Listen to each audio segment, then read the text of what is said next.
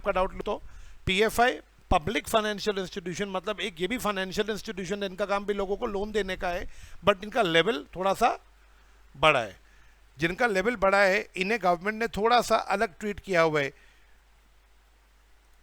India में एक देखो LIC, IDFL, UTI, बस ये तीन इन तीनों को ही माना जाता है पीएफआई। मतलब मैं इनके लिए अगर एक भाषा में बोलूं तो they are big financial institutions. Clear? इसके अलावा सेंट्रल गवर्नमेंट और भी किसी को नोटिफाई कर सकती है। एग्जांपल, सेंट्रल गवर्नमेंट नाबार्ड को, ICICI बैंक को, SBI बैंक को, किसी को भी नोटिफाई कर सकती है कि आप भी क्या माने जाओगे, पीएफआई। पुराने लॉ में नोटिफाई किसी को करा था या नए में नोटिफाई करा किसी को, वो भी पीएफआई माना जाएगा। आपका डाउट क्या रितेश इसमें? लैंग्वेज पढ़ देता हूं आपके लिए। कौन सा पॉइंट देखो, पीएफआई पहला तो सिंपल भाषा। हाँ, ऐसा कैसे हो सकता है? बिना चार्ट के मैंने कैसे पढ़ा दिया आपको? चार्ट में से नहीं कराया? लाहौल वेला कुवत, ऐसे कैसे बोल दिया तुमने कि चार्ट नहीं दिया तुम्हारे को?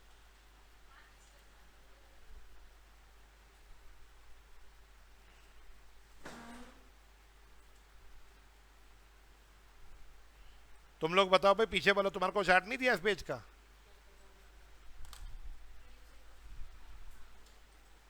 प्रोड्यूसर तक का दिए। सॉरी भाई, तेरी क्या गलती फिर? पर चार्ट तो मैंने बना रखा था लास्ट क्लास में। हाँ, इनकम्प्लीट है ये बोला होगा मैंने। ये ले लड़के,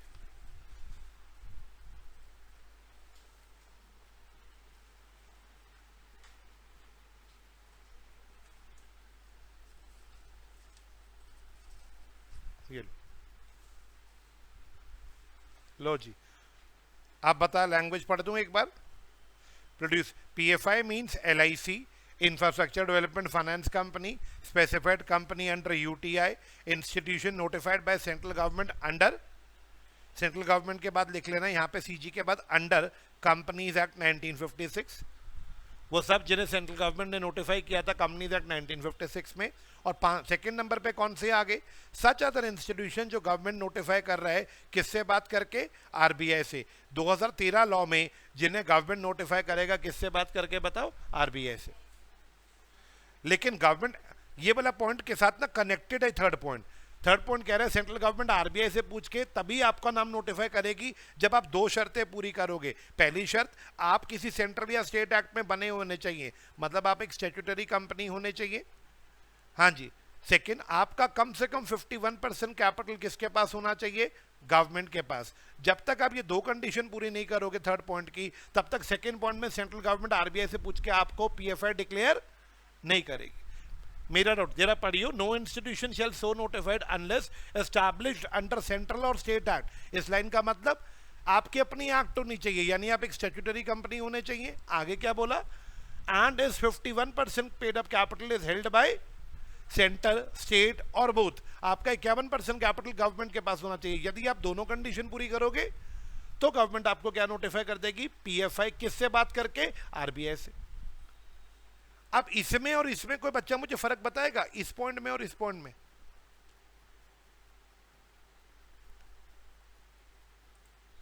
हाँ भाई, कोई मुझे इसमें और इसमें फर्क बता दे एक बार बस, इस एरो में और सेकेंड पॉइंट में, इन दोनों पॉइंट्स में इतना पप्पू सा फर्क है।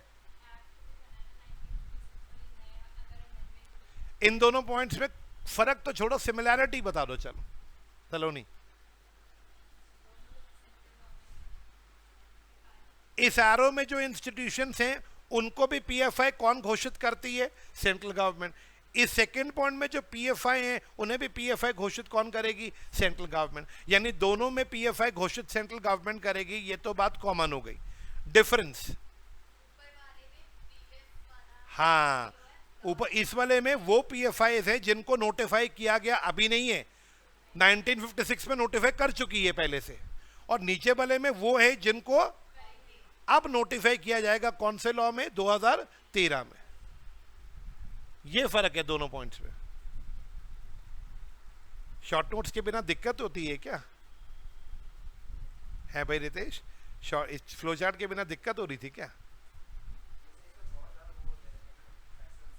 एलैबोरेटेड है बहुत ज्यादा, ये ठीक है। ये वाला भी पढ़ दूं एक बार, गवर्नमेंट कंपनी, ये जरूरत नहीं है। गवर्नमेंट कंपनी कराया नहीं था लास्ट क्लास में? चलो मैं ये करवा देता हूं। पीएफआई समझ आ गया? हाँ भाई इरीश, पीएफआई लैंग्वेज क्लियर है? PFI done? हाँ भाई रितेश, पीएफआई डन कर दूं? अब किस पे चलते हैं बता? गवर्नमेंट कंपनी पे। पहले तो ये वर्ड समझो, गवर्नमेंट कंपनी। मेरे को याद है मैंने ये समझाया था लेकिन वो बीच में टाइम खत्म हो गया था, तो मैंने कहा चलो आज की नेक्स्ट क्लास में मैं दोबारा करा दूंगा। देख बेटा, यदि किसी भी कंपनी का कम से कम 51%, कम से कम 51%, मिनिमम 51% या उससे ज्यादा पेड अप कैपिटल, 51% या उससे ज्यादा कौन सा capital? Paid up capital central government ने खरीद लिया, या फिर स्टेट गवर्नमेंट ने खरीद लिया, या फिर इन दोनों ने मिलके खरीद लिया। कम से कम कितना परसेंट कैपिटल? 51%। जिस भी कंपनी का कैपिटल 51% सरकार ने खरीद लिया, वो कंपनी अब कहलाएगी गवर्नमेंट कंपनी, क्योंकि उस कंपनी में 51% शेयर किसके हैं बच्चे? गवर्नमेंट के हैं। तो वो कंपनी क्या कहलाएगी बेटा? Government company. सेंट्रल गवर्नमेंट इरीश जब किसी कंपनी के शेयर खरीदती है तो प्रेसिडेंट के नाम पे खरीदती है। स्टेट गवर्नमेंट जब किसी कंपनी के शेयर खरीदती है तो गवर्नर के नाम पे खरीदती है। और बोथ का मतलब हो गया दोनों के नाम पे खरीदा, कुछ प्रेसिडेंट प्लस गवर्नर के नाम पे। प्रेसिडेंट से मेरा मतलब क्या है? मिस्टर मिसेस मुर्मुरू के नाम पे लिया जाएगा या प्रेसिडेंट पोस्ट के नाम पे लिया जाएगा? क्या बात क्लियर? जब भी गवर्नमेंट किसी कंपनी का शेयर खरीदेगी 51%, तो वो कंपनी क्या कहलाएगी? Government company. बोलो बच्चे, मीनिंग क्लियर है?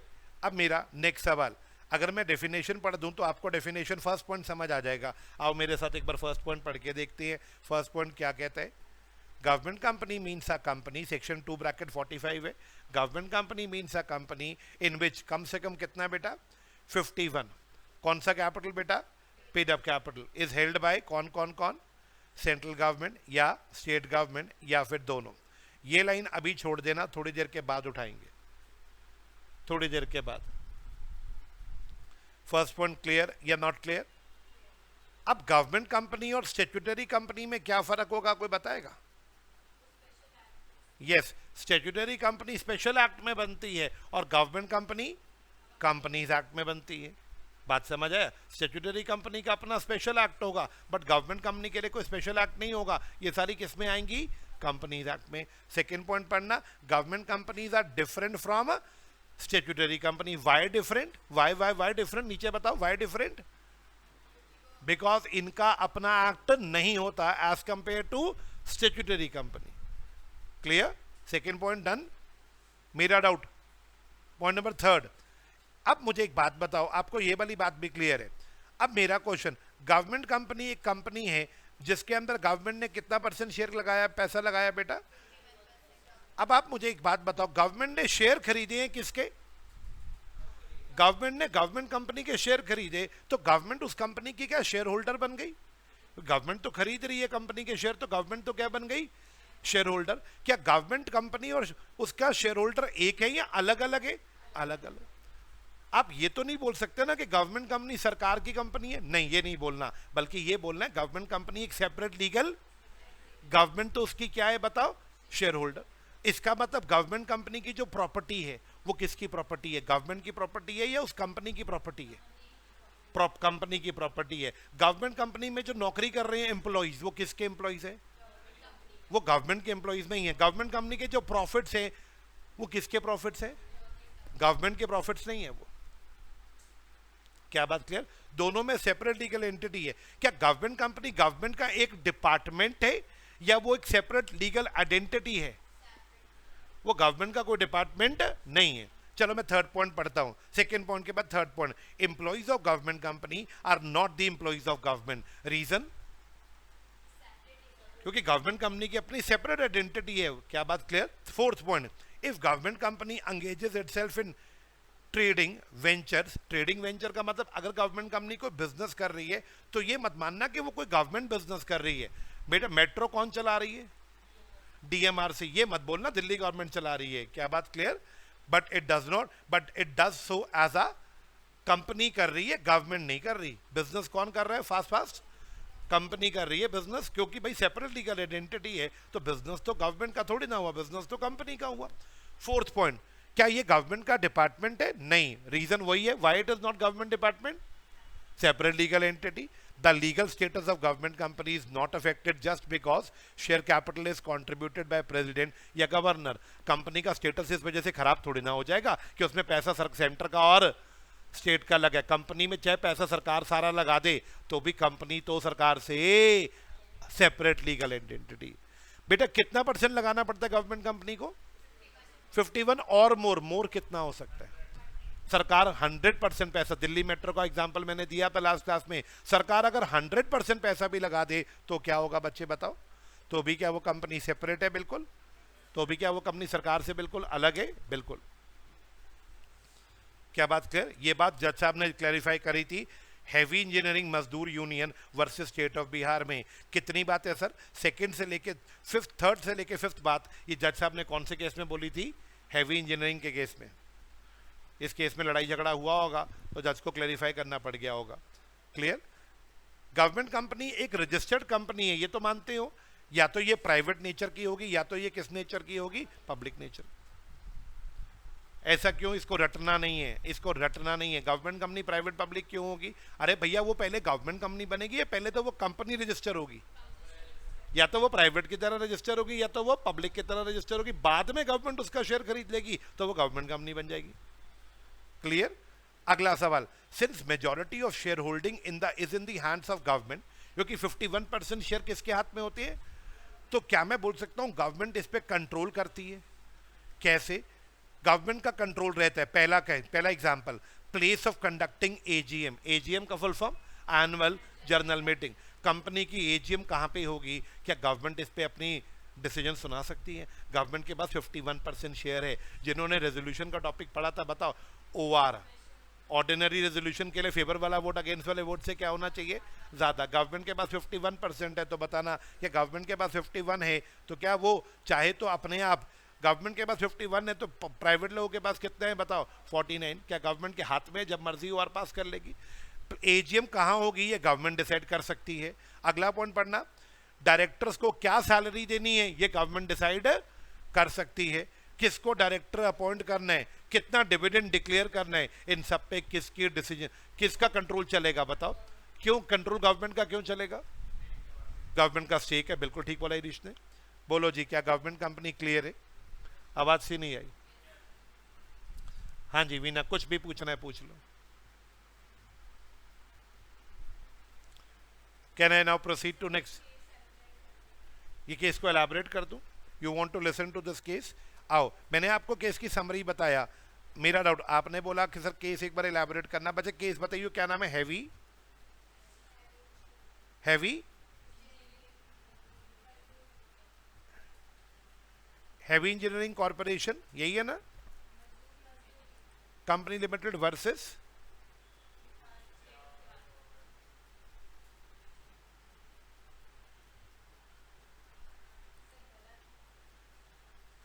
यही वाला केस है ना?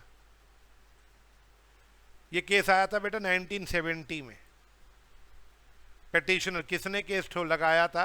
हैवी इंजीनियरिंग यूनियन ने, लेबर यूनियन ने केस लगाया था। किस पे लगाया था? सरकार पे, स्टेट ऑफ बिहार पे। किसने किस पे केस किया था? लेबर यूनियन ने, कर्मचारियों का जो यूनियन होता है उसने बिहार गवर्नमेंट पे केस किया था। केस 1969 में जजमेंट आई थी। बेंच में जज कौन कौन से बैठे थे? मिस्टर शैलावत जज बैठे थे, ये सब जजेस बैठे थे। ये देखो कितना इसके ऊपर बातचीत हुआ था। इंट्रोडक्शन दिया कि जी क्या होता है, ये सारा कुछ बताने के बाद देख बेटा बड़ी लंबी की जजमेंट है।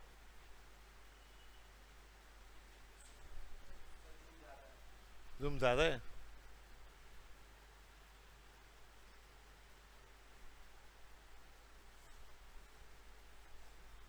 यस। इन लोगों ने क्या कंटेंशन क्या रखी थी?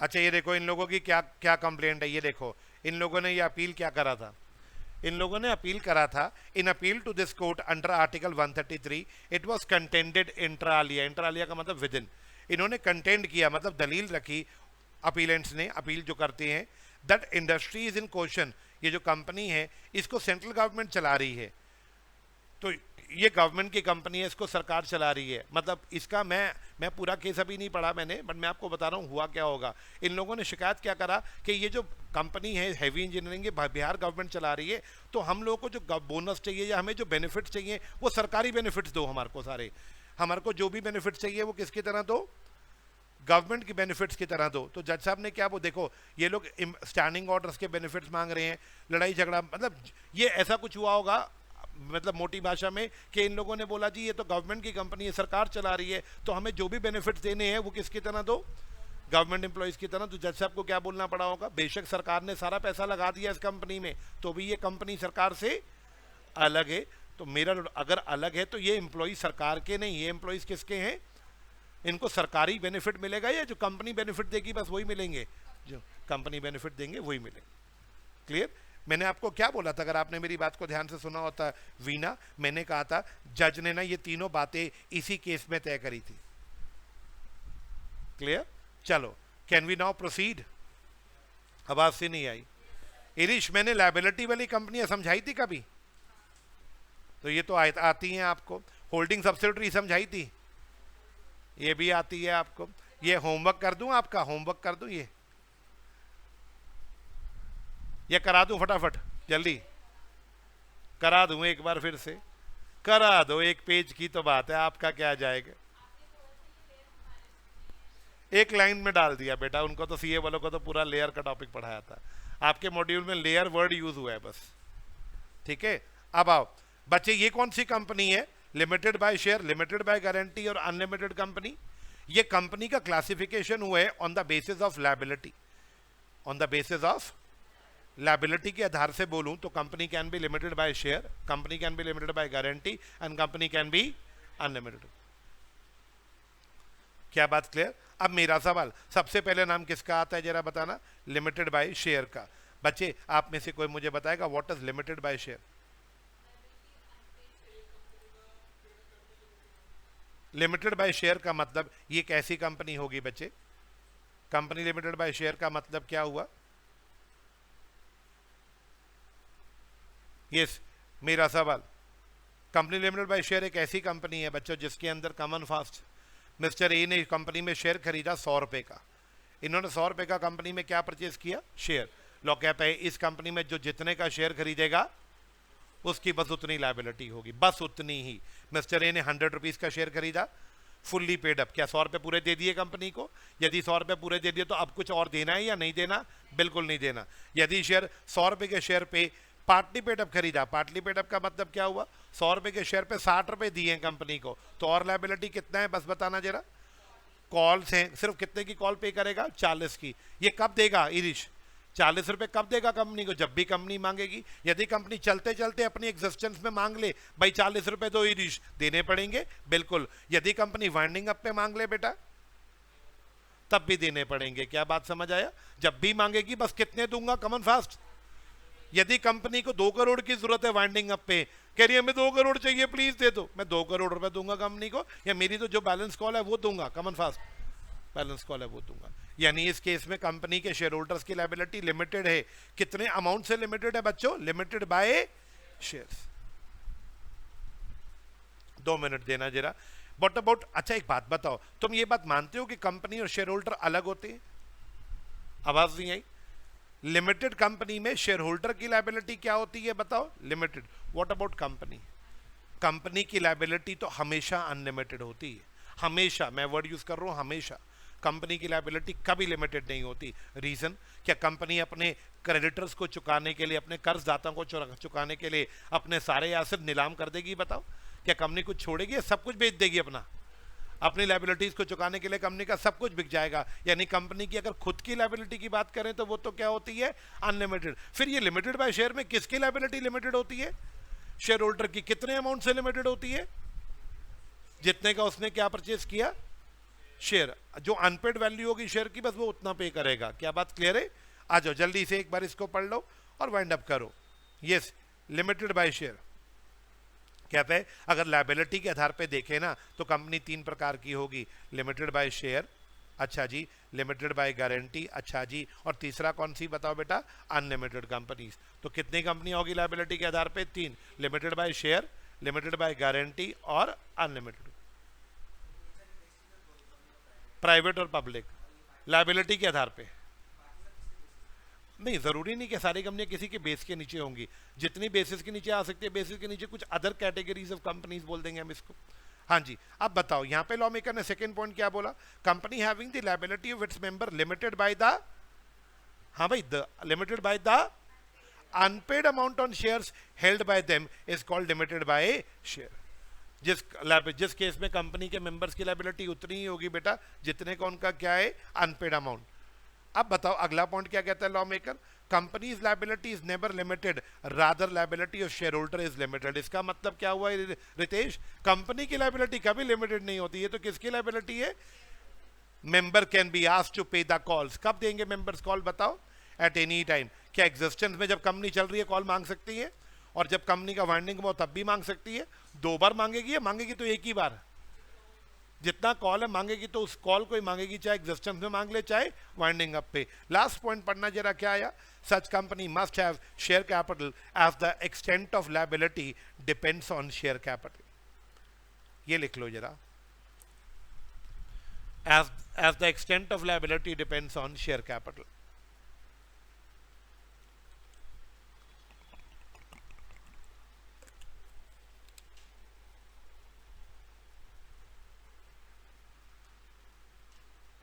इसका क्या मतलब है, कोई बताएगा? पॉइंट नंबर 5 रितेश, चल तू बता रहे 5वां पॉइंट।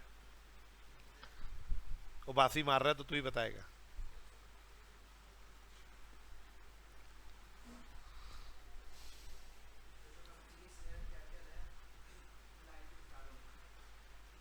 फिफ्थ पॉइंट ये नहीं कह रहा, कोई और बच्चा? ऐसी कंपनियों में लायबिलिटी किस पे डिपेंड करती है? जितना आपका शेयर होगा। क्या ऐसी कंपनियों में शेयर कैपिटल होना चाहिए? क्योंकि जब तक शेयर कैपिटल नहीं पता चलेगा तब तक आपकी लायबिलिटी क्लियर नहीं होगी। आपकी लायबिलिटी उतने की तो होगी जितने का आपका शेयर होगा, तो शेयर तो इस कंपनी में होना चाहिए। लाइन पढ़ना, such a company must have share capital तो होना चाहिए। क्यों होना चाहिए? आगे रीजन बता दिया, as the extent of liability, आपकी लायबिलिटी कितनी होगी will depend upon share capital. आ गया पॉइंट नंबर 5 समझ? यो ओ भाई नलायक, मेरे प्यारे बच्चों, नलायक तो नहीं है, मैं बोलूंगा तुम्हें, नोट्स में से भी तो पढ़ना है ना इसको, कि भाई यहीं से खुश हो जाते हो पढ़ के।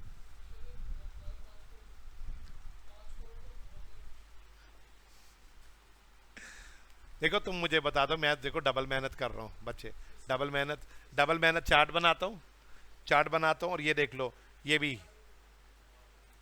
अब जैसे ये देखो, association not for profit section 8 ये करवाना था आज, ये 5 पेज का है, देख लो गिनती के 5 पेज में आएगा सेक्शन 8। क्लियर? पहले ये 5 पेज बनाए, अब उसके बाद अगला काम क्या करूंगा, इसका चार्ट बनाऊंगा 1 पेज पे, कोशिश करूंगा 1 पेज पे बन जाए, नहीं तो 2 पेज पे बनेगा। मेरी तो डबल मेहनत लग रही है। अगर तुम ये पढ़ ही नहीं रहे तो मुझे बता दो, फिर मैं चार्ट ही दे देता हूँ, फिर मैं चार्ट का कंटेंट थोड़ा सा और बढ़ा देता हूँ, इसको बिल्कुल ही काट देता हूँ।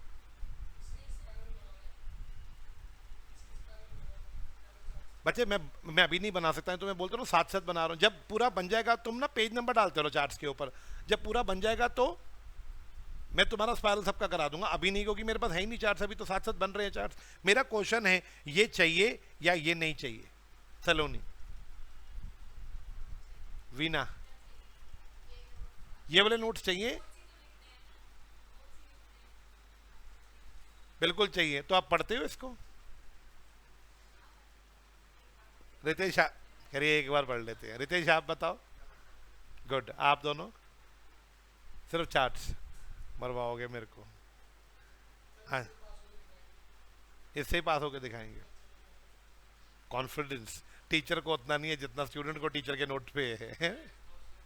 हाँ जी, चलो अब देखो ना, ये 5 पेज हैं, ये मैं 5 पेज, भाई साहब पूरा 1.5 घंटा लगा इस 5 पेज को, सुबह चार्ट बना पूरा 1.5 5 पेज को। आप सोचो ना, हर लाइन को पढ़ के उससे कीवर्ड उठाना है, कितना कितना दिमाग घूमता होगा सुबह सुबह इस पे। लेकिन साला वो वर्ड फाइल ने सिर्फ बदतमीजी कर दी, नहीं तो ये चार्ट भी आज बन जाना था। आज ये टॉपिक का चार्ट नहीं है, इसको यहीं से पढ़वा दूंगा आपको 5 पेज में से।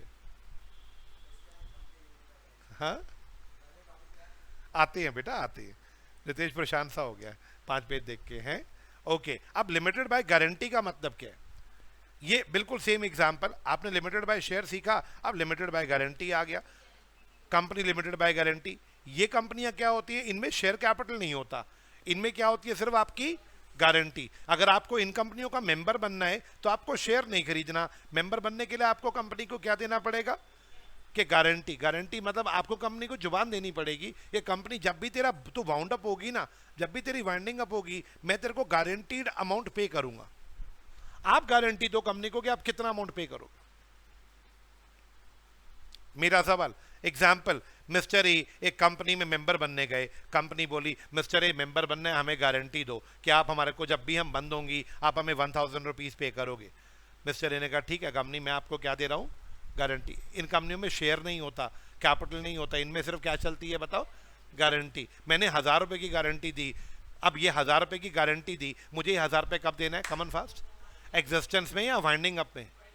शेयर का पैसा कब देता हूं, एग्जिस्टेंस में या वाइंडिंग अप में, जब भी मांग ले। बट गारंटी का पैसा सिर्फ वाइंडिंग अप पे दूंगा। कितना पैसा दूंगा, जितना मैंने गारंटी दी है। वाइंडिंग अप हो गई, कंपनी को 2 करोड़ की जरूरत है, मैं 2 करोड़ पे करूंगा या सिर्फ 1000 रुपीज पे करूंगा, 1000 रुपीज। क्लियर? मेरा सवाल, अब ये कंपनी की लैंग्वेज पढ़ो, liability of its member is limited to such amount as member may undertake.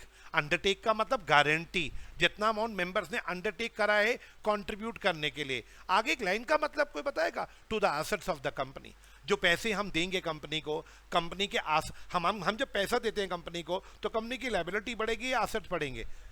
हम कंपनी को पैसा देंगे, कंपनी के एसेट्स बढ़ेंगे, और ताकि कंपनी अपनी लायबिलिटीज को आराम से, तो हम जो पे करेंगे, देखो लाइन क्या बना, undertake to contribute to the assets of the company at the time of winding up. Veena, हम जब कंपनी को पे करेंगे तो उसका बैंक बैलेंस घटेगा या बढ़ेगा? बैंक बैलेंस किसका पार्ट होता है, लायबिलिटी का या एसेट का? बैंक बैलेंस बढ़ता है ना, तभी तो बोल रहा है contribute to the assets of the company. Second point, winding up may arise. अच्छा एक बात सुनो, अब यहाँ पे मेरा क्वेश्चन है तुम लोगों से, ये अमाउंट मैं कब पे करूंगा, 1000 रुपीज। अच्छा अब एक बात बताओ, वाइंडिंग अप तक मैं रुका ही नहीं कंपनी में, मैं निकल गया, मैं वाइंडिंग अप, मैं कंपनी बेच के अपना, मैं निकल गया कंपनी छोड़ के, मैंने अपनी गारंटी ना बेच दी। गारंटी भी जैसे शेयर बिकता है, गारंटी भी बिकती है। मैंने अपना गारंटीड अमाउंट विवेक को बेच दिया, विवेक आज से ही गारंटी तू ले ले, आज से कंपनी का मेंबर तू बन जा। अब सोच समझ के जवाब देना, मैं निकल गया कंपनी से, मेरे निकलने के 2 साल बाद कंपनी बंद हुई है, आई विल पे। ये जिसके पास गारंटी है वो पे करेगा, जिसके पास गारंटी है वो पे करेगा। क्या ये बात पल्ले बैठी? मेरा डॉट। लेकिन सेकंड ऑप्शन, अरे भाई सेकंड पॉइंट, यदि मैं हूं कंपनी में जब वाइंडिंग अप हो रही है तो मैं पे करूंगा, यदि मैं वहां से जा चुका हूं तो जो वहां बैठा होगा मेरी जगह पे वो पे करेगा। 2 फिंगर्स क्लियर? तीसरी फिंगर, मेरे को गए अभी 1 साल भी नहीं हुआ, तीसरी शर्त, मेरे को गए अभी 1 साल में कंपनी का वाइंडिंग अप हो गया। पहली बात, मेरे को गए अभी 1 साल नहीं हुआ, 1 साल में कंपनी का, मेरे को तो पे नहीं करना, पे तो विवेक करेगा जिसने मुझसे गारंटी ली। विवेक पे नहीं कर पाया, 2 बातें, 2 कंडीशन हो गई। मेरे को गए कमन फास्ट 1 साल भी नहीं हुआ, और कंपनी का क्या हो गया, जो नया मेरी जगह बंदा आया था वो गारंटीड अमाउंट पे नहीं कर पाया। 2 कंडीशन, तो जो सेलर है जो गया था उसको पे करनी पड़ेगी गारंटी का अमाउंट। बात पल्ले पड़ी, मैंने क्या बोल दी, इसको प्रैक्टिकली समझाना जरा। मान लो मैं आज का तारीख, आज 19 सितंबर है, मैंने कंपनी से एग्जिट मारा। कौन निकल गया कंपनी से? अश्मीत। अपनी गारंटी का अमाउंट किसको देके निकल गया? विवेक को। सब बच्चे बताओ, 19 अगस्त 2022 की बात, 19 सितंबर 2022 की बात है, मेरे जाते ही 1 साल के अंदर अंदर लेस देन 12 मंथ्स में कंपनी का वाइंडिंग अप हो गया। एग्जाम्पल, जनवरी में ही 19 जनवरी, मात्र 4-5 महीने के अंदर अंदर कंपनी का क्या हो गया बताओ, वाइंडिंग अप। बताओ जी, मेरी जगह विवेक आया था, मेरी गारंटी का अमाउंट कौन पे करेगा? कमन फास्ट 1000 है, यदि विवेक ने पूरा 1000 दे दिया, अश्मीत लायबल या नॉट लायबल? Not liable. यदि विवेक 1000 नहीं दे पाया, 1000 में सिर्फ 400 ही दे पाया, विवेक इंसॉल्वेंट है, तो बाकी का 600 किसको देना पड़ेगा? मुझको, क्योंकि मेरे को गए अभी 1 साल नहीं। क्या रूल समझ आया ये जो मैंने बोला? अब एक मेरी तीसरी बात, विवेक आप सुन नहीं रहे बात को। बच्चे बताओ, अगर मैं बेच के नहीं गया होता, मैं कंपनी में रहता, तो कौन पे करता? मैं बेच के चला गया, आपने खरीद लिया, अब कौन पे करेगा? विवेक पे करेगा। यदि मेरे को बेच के गए 1 साल नहीं हुआ, अभी अभी बेच के हाल फिलहाल में गया हूं, और आप भी, सेकंड बात, मैं कंपनी का क्या स्टार्ट हो गया? Winding up. और आप विवेक आप पूरा पे नहीं कर पा रहे। अगर आप पूरा पे नहीं कर पा रहे तो वो बैलेंस अमाउंट किसको पे करना पड़ेगा? मुझको। अच्छा, अगर 1 साल से ज्यादा वाइंडिंग अप को हो जाता, तो मुझे बेच के गए 1 साल से ऊपर हो गया, मुझे 2 साल हो गए, 2 साल बाद कंपनी वाइंड अप हुई, कौन पे करेगा? विवेक। विवेक पूरा नहीं पे कर पाया, मेरी कोई जिम्मेवारी नहीं होगी। मेरी जिम्मेवारी सिर्फ कब होगी? 1 साल तक मेरी जिम्मेवारी होगी। अगर विवेक नहीं पे कर पाया तो मैं पे करूंगा बस 1 साल तक। 1 साल के बाद मेरी रिस्पॉन्सिबिलिटी टोटली खत्म। ये 1 साल वाला फंडा समझ आया किसी को? नहीं आया? रितेश आ गया? हाँ, मेरा सवाल पढ़ना जरा। Winding up may arise during his membership. आप मेंबर हो, अगर वाइंडिंग अप आ गई आप पे कर देना। यदि आप निकल गए कंपनी से और आपके निकलने के 1 साल के अंदर अंदर जब आप सीज टू बी मेंबर हुए ना, what is ceases to be member? जब आपकी मेंबरशिप खत्म हो गई, अगर उसके 1 साल के अंदर अंदर कंपनी की क्या आ गई बेटा बताओ? वाइंडिंग अप, तो भी क्या आपको पे करना पड़ेगा? यस। ये लाइन पल्ले पड़ी? अच्छा, क्या पे करता हूं मैं? जो पे करूंगा 1,000 रुपया, दिस कॉन्ट्रीब्यूशन कुड बी, मैंने 1,000 रुपया देना है कंपनी को, कंपनी मेरे 1,000 का क्या करेगी? पिज्जा समोसे खाएगी? या कंपनी अपनी लायबिलिटी और डेट को पे करेगी? उसके अलावा कंपनी का जो कॉस्ट आना है, जो खर्चा आना है वाइंडिंग अप पे, वाइंडिंग अप पे क्या खर्चा आता है? एक बंदा आता है लिक्विडेटर, जो कंपनी को वाइंड अप करता है, उसको लिक्विडेटर को फीस पे करनी पड़ती है।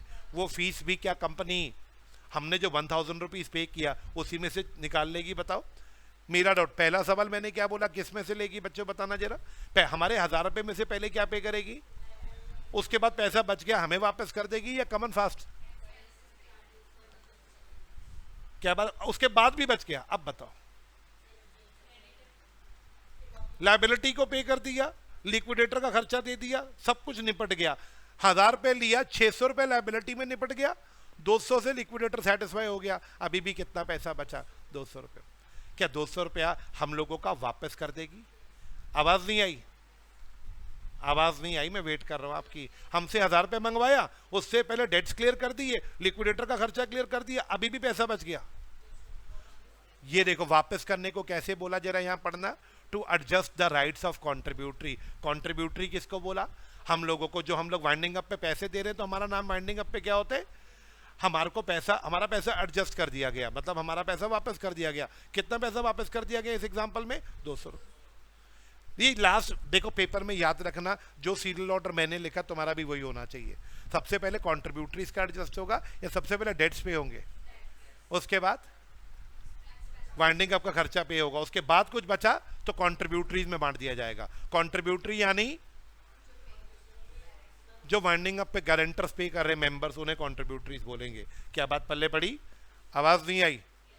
लिमिटेड बाय गारंटी आ गया। ये तो आपकी फेवरेट है, बताओ कौन सी कंपनी आई? ये कौन सी कंपनी हुई, जल्दी बताओ।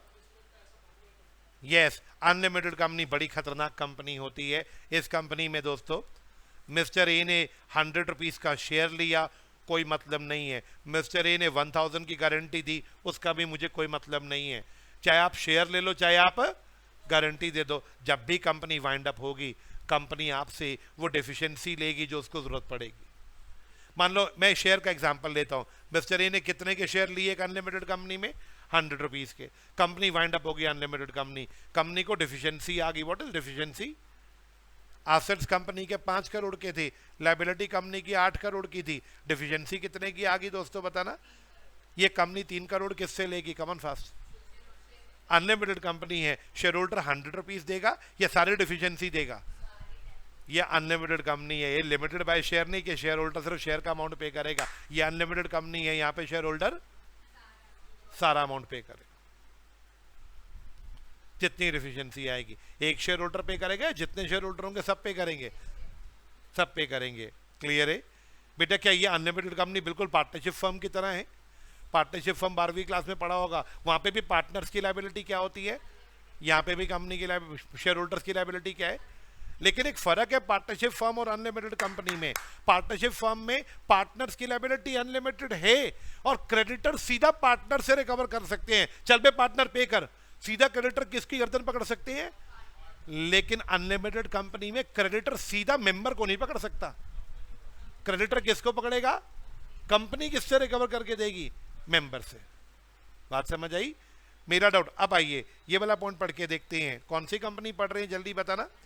Company having no limit on the liability of its member is called unlimited company. बोलो जी क्लियर है? नेक्स्ट सवाल, the liability of member extends to whole amount. हाँ जी, होल अमाउंट। बेटा थर्ड पॉइंट काट दो, ये थर्ड नंबरिंग काट दो। Whole amount of the, come on fast, whole amount of the company's debts and liability. ये एक ही पॉइंट होगा, सेकेंड पॉइंट पूरा। हमारी लायबिलिटी विवेक कितना होगा? हमें क्या पे करना होगा? कंपनी के डेट्स क्या मेंबर अपनी जेब से पे करेगा अगर कंपनी नहीं पे कर पाई तो? The liability of member extends to whole amount of companies debts and, यहां लिख लो if company is unable to pay. यदि कंपनी नहीं पे कर पाई तो कंपनी का सारा कर्जा मेंबर को चुकाना पड़ेगा। यदि कंपनी नहीं पे कर पाई तो कंपनी का सारा कर्जा किसको चुकाना पड़ेगा? मेंबर्स को।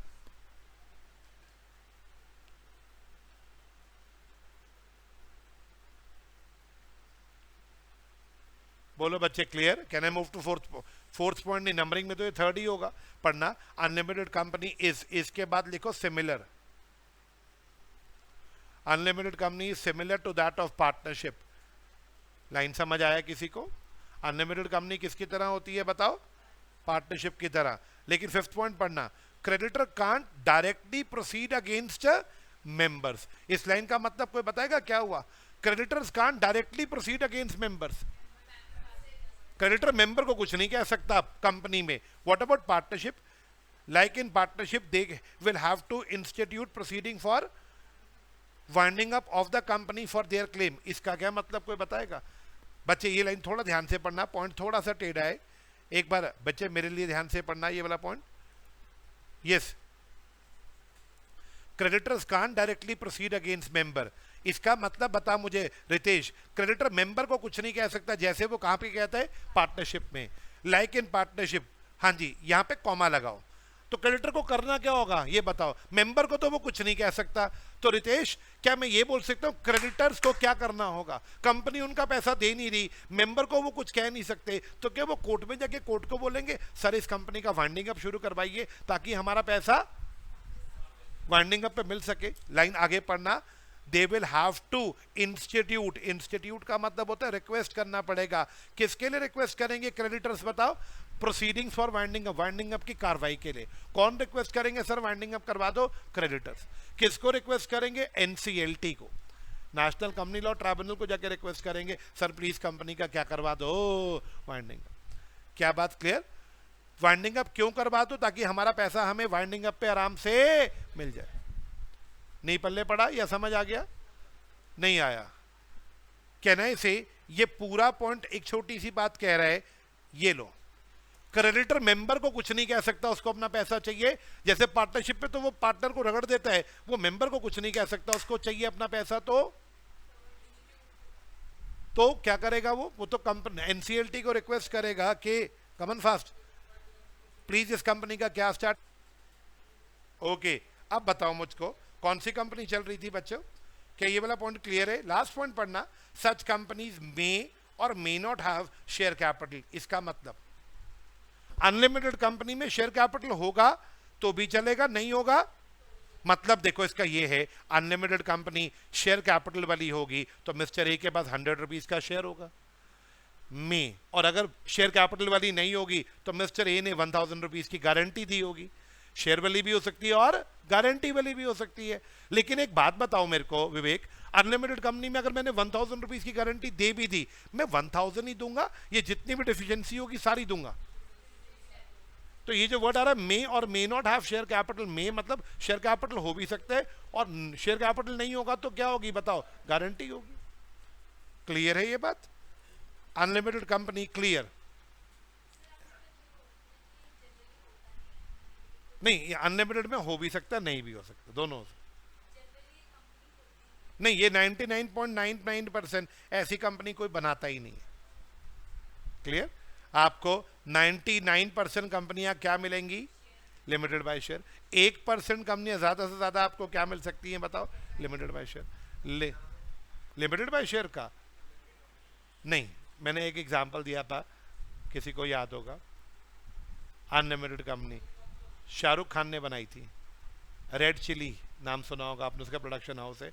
रेड चिली का नाम पहले था ड्रीम्स अनलिमिटेड, ये उसकी अनलिमिटेड कंपनी थी। बाद में उसको समझ आ गया कि अनलिमिटेड कंपनी बहुत खतरा है भाई, तो उसने इस कंपनी को अनलिमिटेड से लिमिटेड में कन्वर्ट करा, नाम बदल के रख दिया रेड चिली लिमिटेड। आप यूट्यूब विकीपीडिया पे जाओगे ना, रेड चिली लिख के विकीपीडिया खोलना, पूरी स्टोरी मिल जाएगी आपको। ये नहीं, बदलना जरूरी नहीं था, उसने बदल दिया। उसने ड्रीम्स अनलिमिटेड सोचा ना पहले नाम, ड्रीम्स अनलिमिटेड, जितनी मर्जी ड्रीम्स लो। फिर उसने कहा लाल मिर्च लग गई भाई, मिर्च लग गई, तो उसने रेड चिली लिमिटेड रख दिया उसका। बच्चे शेयर होल्डर को, इस बच्ची का डाउट है, इस कंपनी में शेयर होल्डर को शेयर लगा के क्या मिलेगा? डिविडेंड मिलेगा। तो इस कंपनी में गारंटी दे के क्या मिलेगा?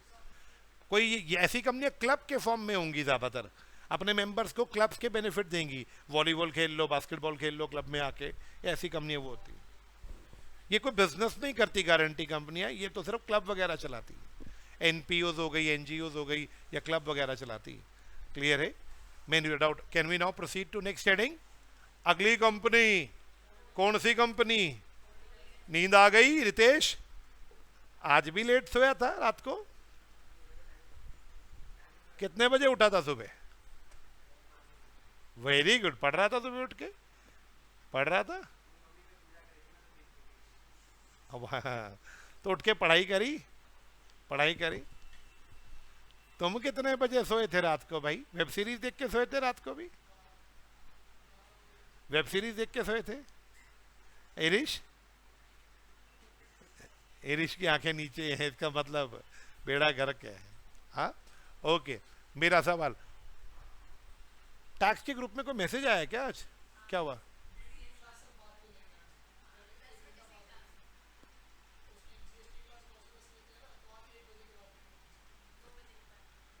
तो टैक्स की क्लास सीधे पहले डीटी होगा आज, कितने बजे से? वही तो 10:30 का मैसेज आया। अच्छा, 10:15। मेरा सवाल, चलो तो सर ने कहा जीएसटी बाद में लूंगा, तो मेरा डाउट, तुम तीनों को सर ने बोला नहीं जीएसटी साथ ही करा देता हूँ, ऐसा कुछ बोला है सर ने? मैं सर को बोलता हूँ साथ में हो, अब वो करा ही रहे, उनके साथ तुम्हारा भी करा देते हैं। एक बार तुम आज बोलना सर को कि सर जब इनका जीएसटी हो रहा है हम भी साथ में कर लें। आप बात तो करना, सर देखेंगे ना कि करा सकते हैं या नहीं। अब अगली कंपनी कौन सी आई बेटा बताना? Holding and subsidiary company. ना what is holding and what is subsidiary company? नहीं, we can do like this ना, 10:30 से वो ले लेंगे, 10:30 से 2 o'clock तक ले लें। जैसे वो आज भी तो 10:30 से ही ले रहे हैं ना, वो 10:30 से आपकी 1 o'clock तक ले रहे हैं डीटी, उसके बाद 1 से 2 वो जीएसटी लेंगे। तो अगर ये उसको फिक्स ही कर देंगे तो कोई क्लैशिंग भी नहीं होगा, आपका जल्दी निपट जाएगा। आप तो अभी एमडब्ल्यूएफ में और तो कोई क्लास नहीं होती ना आपकी, लॉ और टैक्स के अलावा, तो टैक्स की क्लास तुम दोनों ने तो जीएसटी करना नहीं, इन तीनों ने ही करना है ना। तो मैं तो सजेस्ट करूंगा कि कर लो, साथ साथ निपटा लो। क्लियर? अब लेट्स लिसन केयरफुली। एक होती है होल्डिंग कंपनी और एक होती है सब्सिडरी कंपनी। पहले समझेंगे फिर पढ़ेंगे। इज इट ओके बच्चे? What is holding and what is subsidiary? यदि एक कंपनी दूसरी कंपनी में, हाँ जी बेटा, more than 50% of the total voting power hold करे। अगर एक कंपनी दूसरी कंपनी में कम से कम कितना परसेंट? मोर देन 50 नहीं, मोर देन 50% क्या होल्ड करे? Total voting power. अब वोटिंग पावर किससे आती है बेटा? पेड अप इक्विटी कैपिटल से। प्रेफरेंस कैपिटल से वोटिंग पावर नहीं मिलती, तो कौन सा कैपिटल खरीदना पड़ेगा बताओ? Paid up equity capital. अगर एक कंपनी ने दूसरी कंपनी का कितना परसेंट शेयर खरीद लिया बताओ? 51% कैपिटल खरीद लिया, तो जो खरीद रही है वो होल्डिंग, जिसका खरीदा जा रहा है वो सब्सिडरी। खरीदना कितना परसेंट पड़ेगा बेटा बताओ? आवाज नहीं आया? More than 50। कौन सा capital? Paid up equity share capital. बोलो बच्चे, क्या बात क्लियर है? मेरा डाउट, कोई रियल लाइफ एग्जांपल?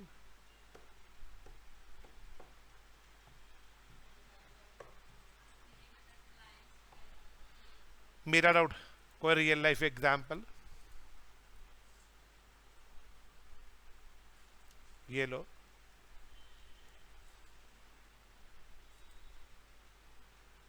ये लो, ये सब होल्डिंग है। किसकी सब्सिडरी देखनी है बताओ इनमें से? आदित्य बिरला,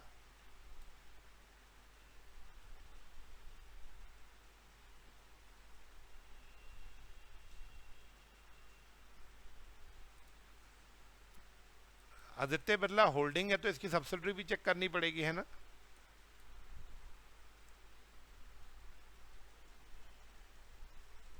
ये देखो, आदित्य बिरला ग्रुप, देख पढ़ पा रहे हो आप ये वाली lines? It is the holding company of all financial services business of Aditya Birla group. Aditya Birla की जितने भी फाइनेंशियल कंपनीज हैं सबकी होल्डिंग कौन है बताओ? आदित्य बिरला कैपिटल। टाटाज में देख लो आप, टाटाज में जो अपना है टाटा मोटर्स खोल देते, टाटा ग्रुप, ये टाटा ग्रुप होल्डिंग है। ये देखो टाटा ग्रुप देख रहे हैं आप यहाँ पे, टाटा ग्रुप की सब्सिडरियां देखो, टाटा ग्रुप की subsidiary number 1 Tata Motors, subsidiary number 2 Tata Steel. इन सबकी होल्डिंग कौन है बताओ? Tata group. Tata group holding है, टाटा मोटर्स, टाटा स्टील, ये सब सब्सिडरीज है। अब मेरे को आईटीसी के अंडर देखना पड़ेगा ना, ऐसे आइडिया नहीं, तुम्हारे क्वेश्चन का आंसर मैं नहीं दे सकता।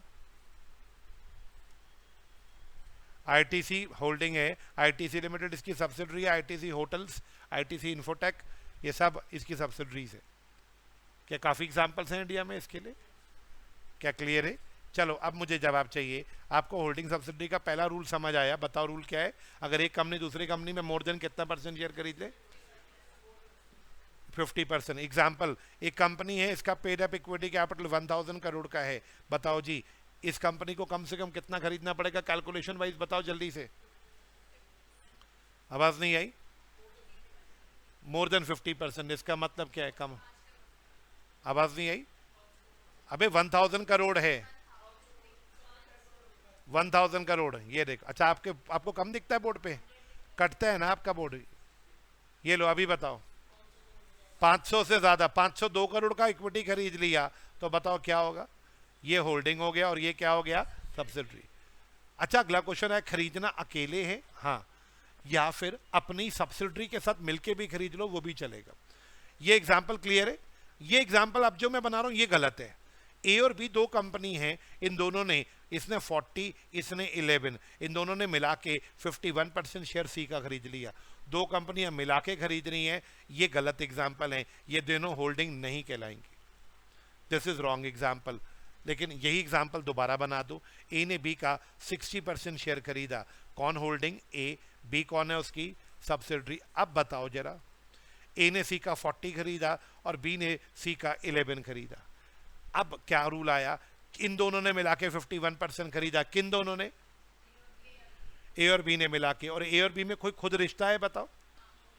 ए ने अपनी सब्सिडरी के साथ मिलके खरीदा, यस और नो?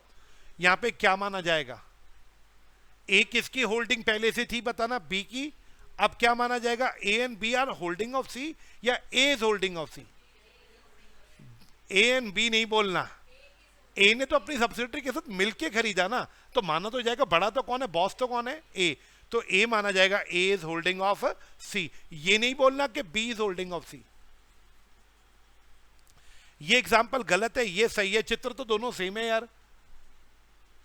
लॉ क्या अलाउ कर रहा है? या तो अकेले खरीदो या अपनी सब्सिडरी के साथ मिलके खरीदो। क्या ये बात समझ आया?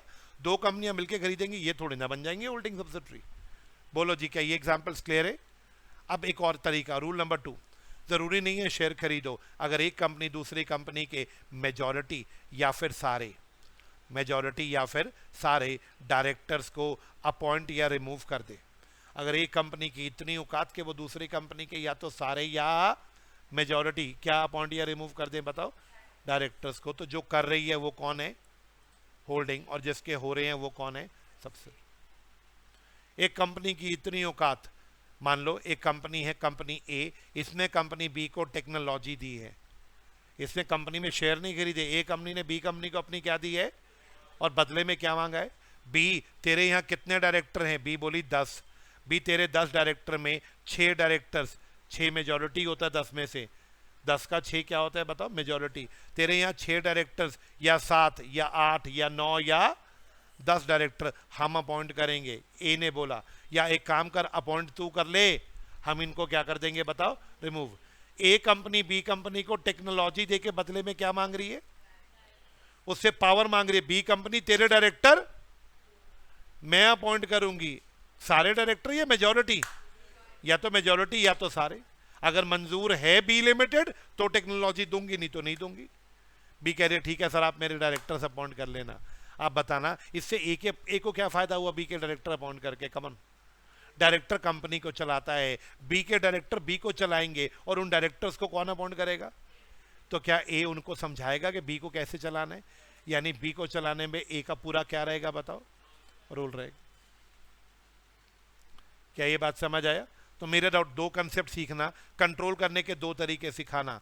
एक तरीका क्या है कंट्रोल करने का, यदि एक कंपनी कॉमन फास्ट, एक कंपनी दूसरी कंपनी में मोर देन क्या कर ले, 50% क्या खरीद ले, शेयर खरीद ले, या फिर एक कंपनी दूसरी कंपनी के मेजॉरिटी या फिर सारे डायरेक्टर्स को क्या कर दे, अपॉइंट या रिमूव। क्या बात क्लियर? ये दोनों कंपनियां क्या मानी जाएंगी बताओ, दोनों केसेस में कंट्रोल माना जाएगा। अब आओ एक बार कंट्रोल पढ़ लेते हैं, हमें यहां तक डेफिनेशन क्लियर होनी चाहिए। आओ एक बार पढ़ते हैं। Holding company in relation to other company means a company of which such companies are subsidiary companies. Holding company किसको बोलेंगे दोस्तों, जिसकी कुछ क्या होंगी, सब्सिडरी। वाह क्या बात बोली, एक बार दोबारा पढ़ना। हस्बैंड उसको बोलेंगे जिसकी कोई वाइफ होगी, ऐसे ही लिखा, मैं मजाक नहीं कर रहा, पढ़ो। Holding company in relation to other company means a company which are subsidiary companies. Holding उसको बोलेंगे जिसकी कोई सब्सिडरी होंगी, हस्बैंड उसको बोलेंगे जिसकी कोई, विवेक आप हस्बैंड हो, जवाब दो, नहीं हो। क्या बात क्लियर है? इरिश आप हो, जब टेक ओवर हो जाएगा है ना, मेरा सवाल 51% शेयर खरीद लेंगे। उल्टा भी पड़ सकता है, आप ना बन जाना किसी की सब्सिडरी। क्या बात क्लियर? मेरा डाउट सर, हमने देखो गलत इंटेंशन है सलोनी मेरी, मैं कह रहा हूँ हस्बैंड उसको बोलते जिसकी कोई वाइफ, मैं भी ऐसे भी तो बोल सकता ना, वाइफ उसको बोलते हैं जिसका कोई हस्बैंड हो। क्या, can we now proceed to second point? Okay, now what is second point? Subsidiary company means a company जिसमें होल्डिंग कंपनी का क्या होगा बताओ, controls the composition of board. ये वर्ड लर्न करना है, composition of board. Composition of board का मतलब क्या होता है बच्चों? ये देखो, कंपोजिशन ऑफ बोर्ड का मतलब चौथे पॉइंट में बताया। कंपोजिशन ऑफ बोर्ड का मतलब चौथे पॉइंट में बताया, पढ़ो। Composition of a company's board is controlled by if it can appoint or all or majority directors of. जब एक कंपनी दूसरी कंपनी के डायरेक्टर्स पे कंट्रोल करती है तो बोलते हैं कंपोजिशन ऑफ बोर्ड पे कंट्रोल कर रहे। क्या फर्स्ट पॉइंट समझ आया?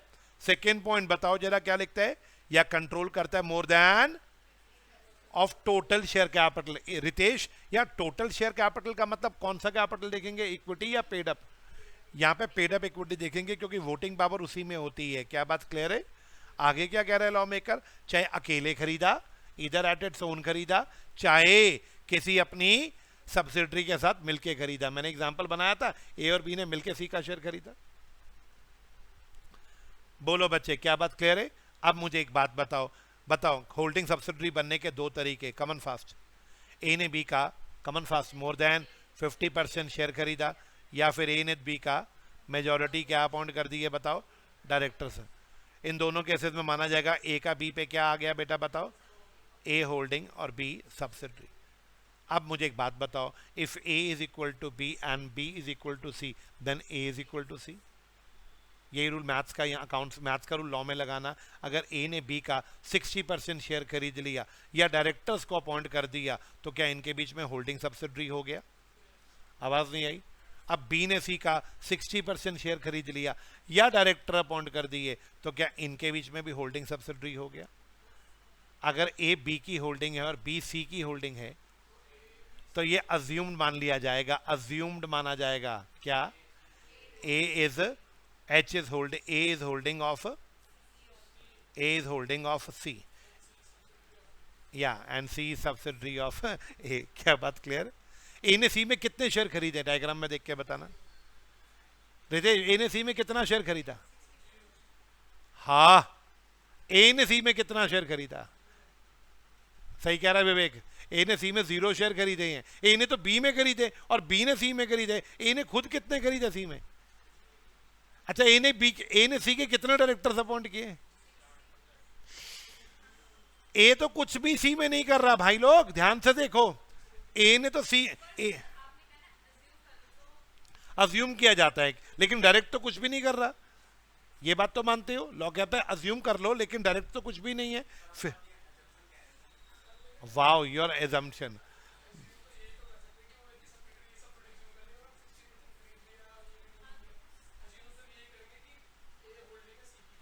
क्या बात क्लियर? मेरा डाउट, ये बात समझ आ गया कि ए इज होल्डिंग ऑफ सी। माना क्या जाएगा इसका मतलब? लेकिन सी पे ए का कंट्रोल है डायरेक्ट, या सी पे कंट्रोल बी का है? और बी पे कंट्रोल किसका है बताओ जरा? पढ़ना, थर्ड पॉइंट पढ़ना। कंपनी, यहाँ कंपनी का मतलब सी समझ लेना। तो मेरे एग्जांपल में C will be deemed to be subsidiary company of holding company. Holding company A को समझ लेना। C will be assume to be subsidiary of A even if control कैसे आता है बच्चों? कंट्रोल कैसे आता है? शेयर या डायरेक्टर से। Even if control is of another subsidiary. या अनदर सब्सिडरी कौन है बताओ? B of holding company. अगर सी पे बी का कंट्रोल होगा ना, तो भी माना जाएगा कि सी किसकी सब्सिडरी है? ए की। बात पल्ले पड़ी इरिश? इरिश शक्ल गंदी गंदी सी बना रहा है, समझ नहीं आ रहा क्या? नींद आ रही है? नींद इज कमिंग? स्पीड स्लो है मेरी? नहीं, कंटिन्यू नहीं, कंटिन्यू नहीं, carry on. Okay, can we now proceed? अगला point, company includes any body corporate. इसका क्या मतलब है बेटा? कंपनी में बॉडी कॉर्पोरेट आएगा। बॉडी कॉर्पोरेट एक बड़ा वर्ड है। बॉडी कॉर्पोरेट में देखो, कंपनी में कंपनी आती है। बॉडी कॉर्पोरेट बोलते किसी भी बॉडी को जिसकी सेपरेट लीगल आइडेंटिटी होती है, जिसका परपेचुअल सक्सेशन होता है। किसी भी बॉडी जिसकी सेपरेट लीगल एंटिटी और परपेचुअल सक्सेशन है, वो बॉडी मेरी नज़रों में क्या है? एक बॉडी कॉर्पोरेट में कंपनी आएगा, एलएलपी आएगा, स्टैट्यूटरी कंपनी आएगा, फॉरेन कंपनी आएगा।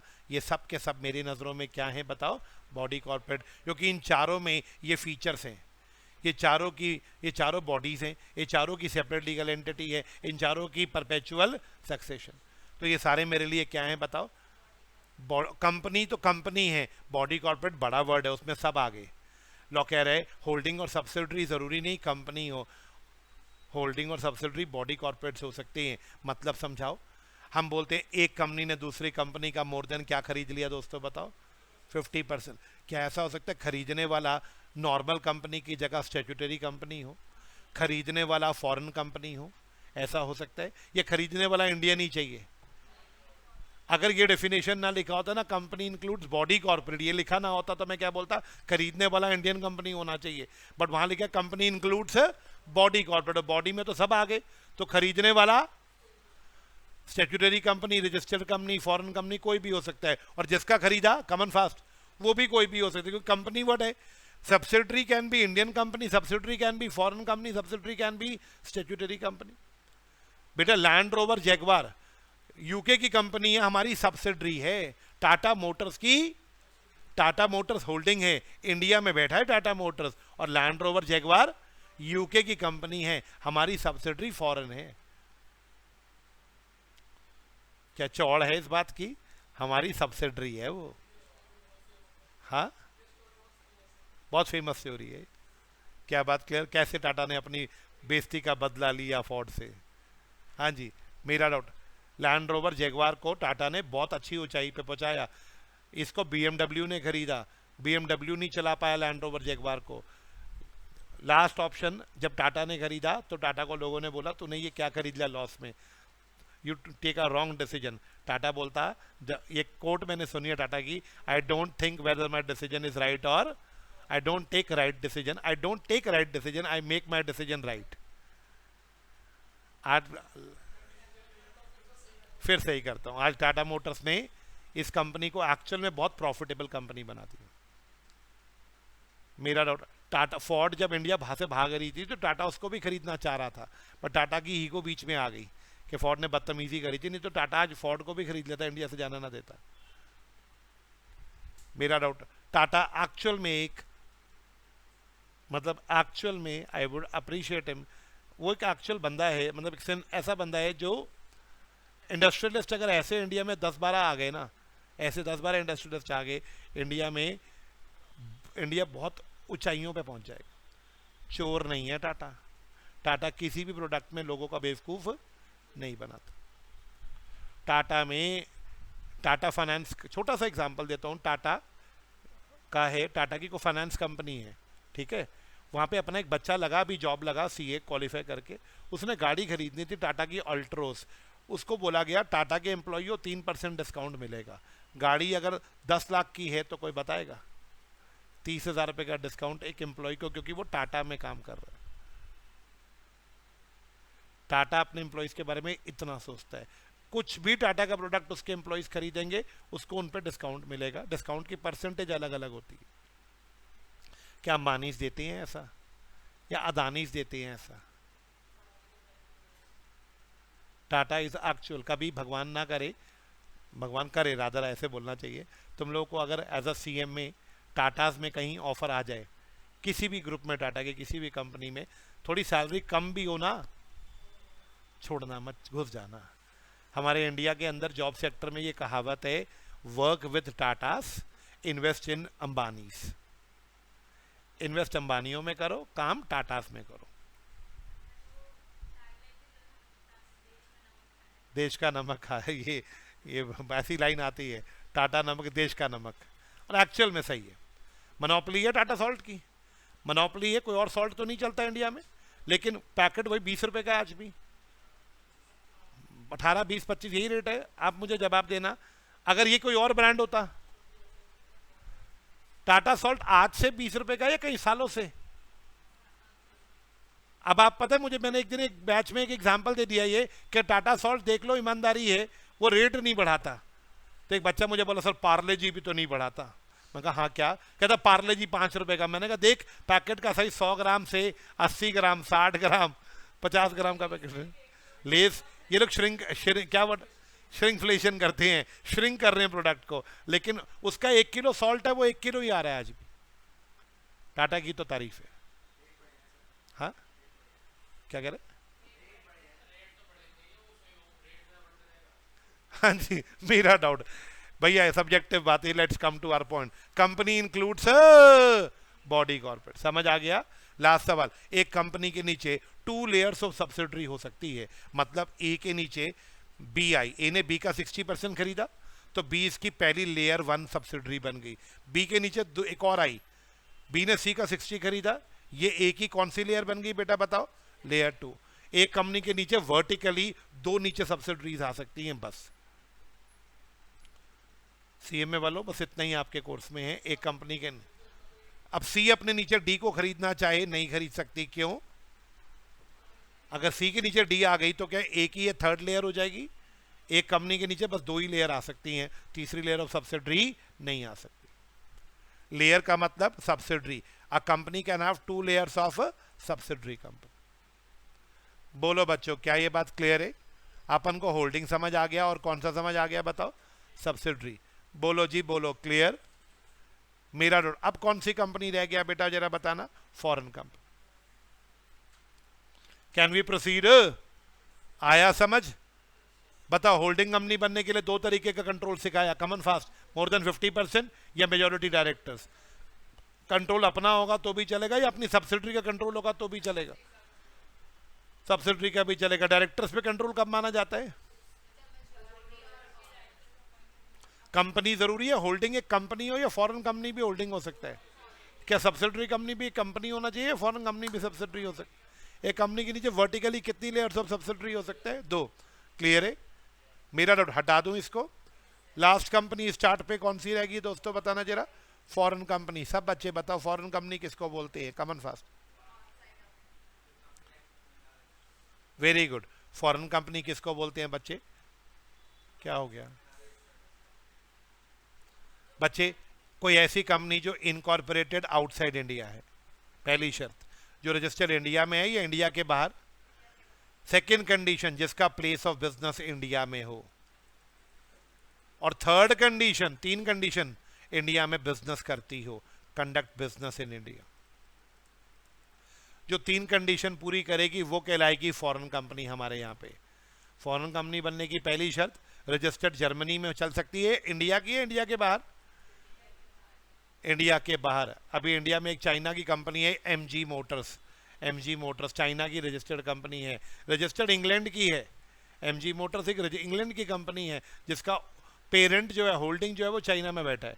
मुझे होल्डिंग से कोई मतलब नहीं है। एमजी मोटर्स यूके में रजिस्टर्ड है, कॉमन फास्ट। अगला सवाल, उसने इंडिया में आके अपनी फैक्ट्रियां खोली, क्या प्लेस ऑफ बिजनेस खोल दिया और इंडिया में गाड़ी बेचना शुरू कर दिया, क्या बिजनेस कंडक्ट करा इंडिया में? तो बताओ, तीनों कंडीशन, बाहर रजिस्टर्ड है, इंडिया में आके अपना ऑफिस खोला और इंडिया में बिजनेस कर रही है, तो एमजी मोटर्स क्या बन गई दोस्तों? बताओ, एक फॉरेन कंपनी। क्या बात क्लियर? पहला एग्जाम्पल। दोस्तों अगला क्वेश्चन, प्लेस ऑफ बिजनेस कैसा होना चाहिए? इंडिया में। आपका अपना होगा चलेगा, आपके एजेंट का होगा तो भी चलेगा। आपका अपना होगा चलेगा, आपके एजेंट का होगा तो भी चलेगा। What is agent? मेरा डाउट, आप किसी एजेंट के थ्रू हेल्प ले रहे हो। Example, we can take various example. कोई ऐसी कंपनी जो जिसका अपना प्लेस ऑफ बिजनेस इंडिया में नहीं है, अपने एजेंट के थ्रू काम कर रही है। एक महिंद्रा के ना, महिंद्रा कंपनी है, महिंद्रा के साथ एक कंपनी जुड़ी हुई है सैनयोंग के नाम से। सैनयोंग, सैनयोंग एक चाइना का ब्रांड है, वो इंडिया में गाड़ियां बेच रहा है सैनयोंग, लेकिन वो डायरेक्टली कुछ नहीं कर रहा, कॉमन फास्ट, वो महिंद्रा के थ्रू कर रहा है। इंडिया में जो भी गाड़ियां आ रही हैं वो महिंद्रा को उसने अपना क्या बना लिया दोस्तों? बोलो, एजेंट। उसने अपना ऑफिस कोई नहीं खोला सैनयोंग ने इंडिया में, सैनयोंग सब कुछ महिंद्रा के थ्रू कर रहा है इंडिया में। तो बताओ, अगर आपने अपना ऑफिस ना खोल के अपने एजेंट के थ्रू काम करोगे तो भी आप वैलिड माना जाएगा, तब भी आप फॉरेन कंपनी माने जाओगे। क्लियर? तीसरा केस, आपका प्लेस ऑफ बिजनेस इंडिया में फिजिकली होगा तो भी चलेगा। फिजिकली मतलब जमीन पे।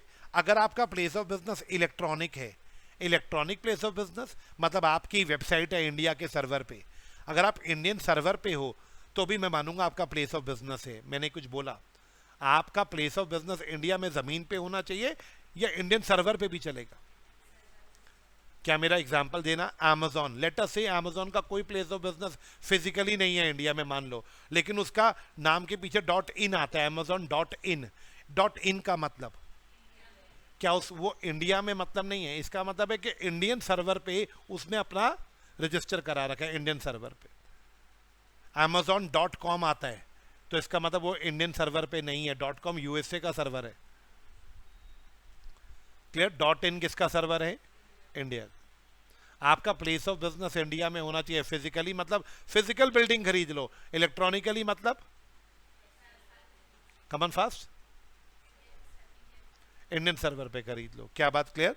अगला वर्ड, इंडिया में क्या करना है दोस्तों? बताओ, प्लेस ऑफ बिजनेस खोल के बैठना है या बिजनेस भी करना है? तीनों में से कोई एक कंडीशन पूरी करनी है इरिश, या तीनों? रजिस्टर्ड इंडिया के बाहर, इंडिया में अपना प्लेस खोला खुद का या एजेंट के थ्रू, फिजिकल या इलेक्ट्रॉनिक। तीसरी कंडीशन, ऐसी कंपनियों को क्या बोला जाता है दोस्तों? बताना। ये ले पढ़, foreign company means a company incorporated outside India, मिल गई पहली शर्त। Having place of business in India, मिल गई दूसरी शर्त। अपना हो चाहे एजेंट का हो, फिजिकल ऑफिस हो चाहे इलेक्ट्रॉनिक ऑफिस हो, और जो इंडिया में क्या करता है दोस्तों? बताना, बिजनेस करता है। देखो, प्लेस ऑफ बिजनेस के लिए 3 पॉइंट्स अच्छे सीखने को मिलेंगे सेकंड पॉइंट में। पहला पॉइंट पढ़ना, अगर आपका शेयर ट्रांसफर ऑफिस है। What is share transfer office? जहाँ पे आपने सिर्फ ऑफिस खोला, वहाँ पे आप लोगों के शेयर ट्रांसफर करते हो, और कोई ऑफिस नहीं खोला, आपने सिर्फ एक ऑफिस, एक दुकान ले ली इंडिया में, वहाँ पे आप अपने लोगों के शेयर्स को, अगर आपका शेयर रजिस्ट्रेशन या ट्रांसफर ऑफिस है, वो भी आपका प्लेस ऑफ बिजनेस माना जाएगा। प्लेस ऑफ बिजनेस का मतलब आपकी फैक्ट्री या दुकान नहीं है। अगर आपने शेयर रजिस्ट्रेशन ऑफिस खोला जहां लोगों के शेयर रजिस्टर करते हो, शेयर ट्रांसफर ऑफिस खोला, वो भी आपका प्लेस ऑफ बिजनेस है। अच्छा, अगला क्वेश्चन, एक कंपनी है, फॉरेन कंपनी, इंडिया में कोई दुकान नहीं खोली उसने अपनी। क्लियर? उसके डायरेक्टर हर महीने इंडिया में आते थे। आईटीसी मौर्या एक होटल, इंडियन हो, दिल्ली के होटल में ठहरते थे। हर महीने यहाँ बैठ के मीटिंगें अटेंड करते थे अपने होटल के कमरे में।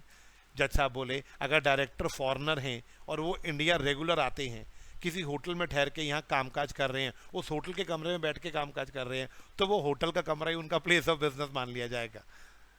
ये बात पढ़ना जरा सेकेंड पॉइंट में, where representative of a company, representative से मेरा मतलब है directors, incorporated outside country, frequently visited and stayed in a hotel, समझ आ रही है line, for looking after purchase of machinery and other article, वो इंडिया आए थे मशीनरी और अदर आर्टिकल्स को देखने, देखभाल करने, देखने की मशीन ठीक है, कोई मिसयूज तो नहीं हो रहा, माना गया था। उनका वो होटल ही क्या बन गया बताओ, क्या वो फॉरेन कंपनी माने जाएंगे डायरेक्टर्स की? यस। लेकिन अगला सवाल, एक बात ध्यान रखना, प्लेस ऑफ बिजनेस का मतलब होता है आपका काम की जगह होनी चाहिए। इंडिया में कोई प्रॉपर्टी खरीदना प्लेस ऑफ बिजनेस नहीं होता। जमीन खरीद के रख दी एमजी मोटर्स ने दिल्ली में और कुछ नहीं करा, सिर्फ जमीन खरीद के रखना प्लेस ऑफ बिजनेस नहीं होता। लाइन पढ़ो, third point, mere holding of property can't amount to place of business. Share registration office, ऊंचा बोलो, share registration office is place of business. आवाज नहीं आई। होटल में रेगुलर आके ठहरते हैं वो प्लेस ऑफ बिजनेस माना जाएगा, लेकिन जमीन खरीद के छोड़ दी वो प्लेस ऑफ बिजनेस नहीं है। क्या बात क्लियर? ये हम इतनी ज्यादा वैल्यू क्यों दे रहे हैं प्लेस ऑफ बिजनेस को, कोई बताएगा? क्योंकि प्लेस ऑफ बिजनेस इंडिया का होगा तभी तो वो फॉरेन कंपनी माना जाएगा। आवाज नहीं आई। मेरा डाउट अब आया। मेरा नेक्स्ट सवाल, फॉरेन कंपनी का third point, come on fast, foreign company is defined by, क्या ये बात समझ आया? मेरा सारा वैल्यू किस पे देना बेटा बताओ? मैं कुछ परमुटेशंस चाहता हूं, खेलाऊं आपको थोड़ी परमुटेशंस, बताना। कंपनी इंडिया के बाहर रजिस्टर्ड है, बाहर रजिस्टर्ड है, उसका इंडिया में कोई ऑफिस नहीं है, कोई भी ऑफिस, सुनाई दे रही है बात? इंडिया में कोई भी ऑफिस नहीं है, बट उसका सामान इंडिया में सेल होता है। अलीबाबा चाइना की कंपनी है, इंडिया में कोई ऑफिस नहीं है, अलीबाबा का सामान इंडिया में बिकता है। Is it a foreign company?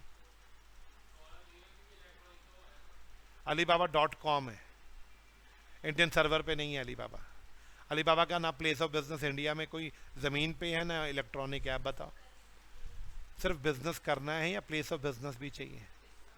तीन कंडीशंस हैं अवीना। पहली कंडीशन, दूसरी कंडीशन प्लेस ऑफ बिजनेस, तीसरी कंडीशन बिजनेस। अब अलीबाबा दो काम कर रहा है, बाहर रजिस्टर्ड है और इंडिया में बिजनेस कर रहा है, बट प्लेस ऑफ बिजनेस उसका यहाँ पे नहीं है, तो इट इज नॉट अ, पहला एग्जांपल क्लियर। दूसरा एग्जांपल, कोई ऐसी कंपनी का एग्जांपल देना जो आउटसाइड इंडिया रजिस्टर्ड है, इंडियन शेयर होल्डर्स भी हैं उसमें, अरे वाह, उस बाहर की कंपनी है जिसमें इंडियंस ने पैसा लगा दिया, कमन फास्ट, लेकिन इंडिया में वो कोई बिजनेस नहीं कर रही, इंडियन शेयर होल्डर्स हैं। क्या बहुत सारे इंडियंस ने फॉरेन की कंपनियों में पैसा लगा रहा है, बाहर की कंपनियों में? अगर कोई बाहर की कंपनी है जो इंडिया में कोई बिजनेस नहीं कर रही लेकिन इंडियंस उसने पैसा लगाया, तो क्या वो फॉरेन कंपनी माना जाएगा? जब वो कोई इंडिया में बिजनेस ही नहीं कर रही तो फॉरेन कंपनी कैसे हुई? फॉरेन कंपनी तभी मानी जाएगी जब उसका इंडिया में क्या होना चाहिए, प्लेस ऑफ बिजनेस भी होना चाहिए और बिजनेस एक्टिविटी भी होनी चाहिए। क्या बात नॉट क्लियर या क्लियर? आवाज नहीं आई। अंडर सेक्शन 379 अगर फॉरेन कंपनी में 50% कैपिटल, हाँ जी, where not less than 50% of a foreign capital is held by Indian citizen. ओ भाई साहब, कोई ऐसी फॉरेन कंपनी जिसका कम से कम कितना शेयर, 50% शेयर किसने खरीद लिया? इंडियन ने, इंडियन सिटीजन ने खरीद लिया या इंडियन कंपनी ने खरीद लिया?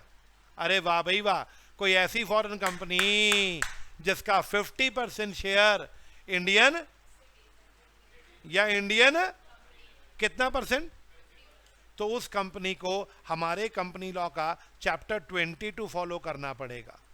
उस फॉरेन कंपनी को हमारे कंपनी लॉ का चैप्टर कौन सा है बच्चे? 22 फॉलो करना पड़ेगा।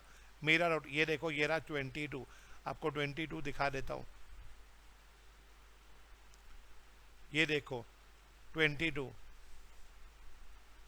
के अंदर कई सारे सेक्शन से दिख रहे हैं आपको, 379, 380, 381, 380, कितने सारे सेक्शंस हैं, ये सारे फॉलो करने पड़ेंगे। कब फॉलो करने पड़ेंगे फॉरेन कंपनी को ये सारे सेक्शंस? जब उसका 50% शेयर इंडियन सिटीजन के पास है या इंडियन है, तो उसको ये सारे सेक्शन फॉलो करने पड़ेंगे। सर कोई एक सेक्शन बता दो ना। लो जी, 380 बता दिया आपको नॉलेज के लिए सिर्फ। हाँ जी, 380 बता दिया नॉलेज के लिए, हेडिंग पढ़ना 380 के, documents to be delivered to registrar by foreign company. कुछ डॉक्यूमेंट्स हैं जो एक फॉरेन कंपनी को भी किसको देने होते हैं, कॉमन फास्ट। जरा एग्जांपल पढ़ना, सिर्फ अपने मेमोरेंडम की कॉपी, आर्टिकल की कॉपी, अपना फुल एड्रेस के, आपका ऑफिस बाहर कहाँ पे है, अपने डायरेक्टर्स की लिस्ट बताना, इंडिया में आपके डायरेक्टर्स कौन है, मतलब फॉरेन कंपनी है लेकिन उसको भी इंडियन आरओसी के पास जाना पड़ रहा है कुछ डॉक्यूमेंट्स लेके। सेक्शन कौन सा कहता है जाना पड़ेगा, क्यों जाना पड़ रहा है 380 में डॉक्यूमेंट्स लेके, क्योंकि उस फॉरेन कंपनी का 50% शेयर किसने खरीद लिया। तो क्या उसको उसे इंडिया का सारा कंपनी लॉ फॉलो करना पड़ेगा रितेश, या सिर्फ चैप्टर 22 फॉलो करना पड़ेगा। चैप्टर 22 में जो कंडीशंस हैं, जो सेक्शंस हैं, वो फॉलो करने पड़ेंगे। चैप्टर 22 का मैंने कोई सेक्शन दिखाया आपको। अच्छा, क्या इसको अकाउंट्स भी बनाने पड़ेंगे फॉरेन कंपनी को, पढ़ना जरा। Every foreign company in every calendar year shell make a balance sheet and P&L account. क्या बात क्लियर। और बना के किसको दे के आना है दोस्तों, बताना, वो आरओसी। कौन सा सेक्शन कहता है, 381। 380 डॉक्यूमेंट्स देने को कह रहा था, 381 अकाउंट्स बना के देने को कह रहा है।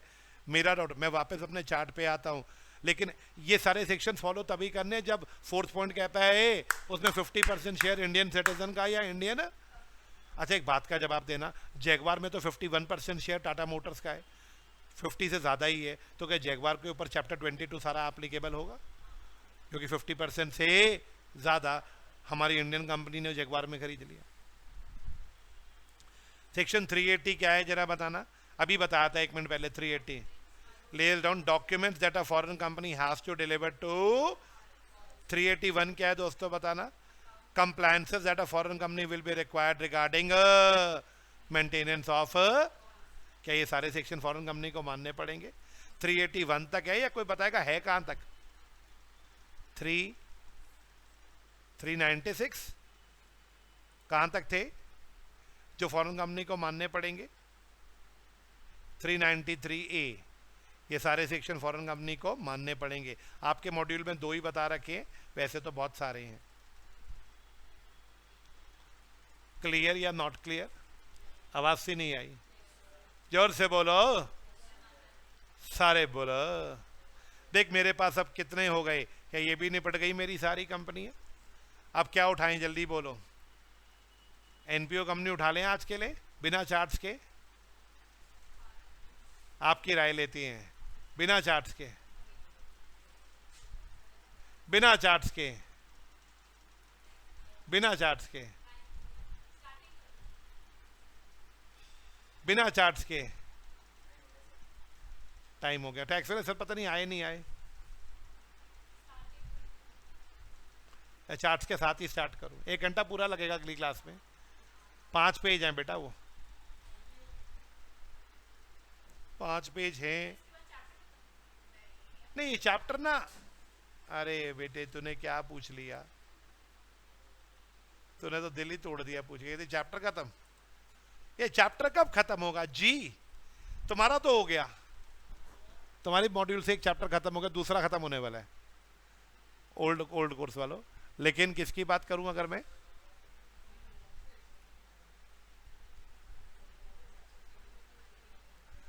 बदतमीज इतने हैं लड़की, 2019 की अमेंडमेंट है एनपीओ कंपनी में, वो तक इस नए मॉड्यूल में अपडेट नहीं करी 2019 वाली अमेंडमेंट। बदतमीज, आई वुड से बदतमीज।